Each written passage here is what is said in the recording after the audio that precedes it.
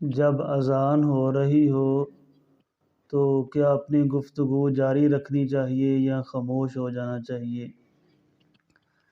جب اذان شروع ہو جائے تو پھر اپنی باتیں، اپنی گفتگو نہیں کرنی چاہیے، بلکہ اذان سن کر مؤذن کی اذان کا جواب دینا چاہیے۔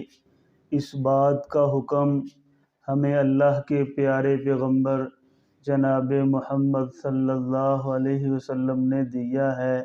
دیکھیں صحیح مسلم کی حدیث نمبر 849۔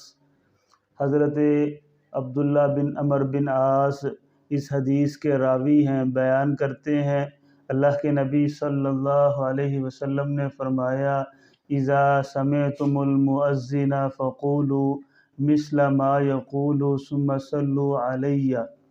اس حدیث کا ترجمہ کہ جب تم مؤذن کی اذان سنو تو اس کی اذان کا جواب دو اور اذان کے بعد مجھ پر درود پڑھو۔ تو اس حدیث سے یہ بات واضح ہوتی ہے کہ جب اذان ہو رہی ہو تو پھر اپنی باتیں نہیں کرنی چاہیے، خاموش ہو کر مؤذن کی اذان سن کر اس کا جواب دینا چاہیے۔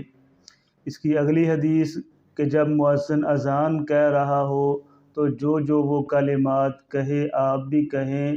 جب مؤذن حی علی الصلاۃ حی علی الفلاح کہے تو آپ لا حول ولا قوۃ الا باللہ کہیں۔ تو مؤذن کی اذان سن کر اس کے بعد اللہ کے نبی صلی اللہ علیہ وسلم پر درود پڑھنا چاہیے۔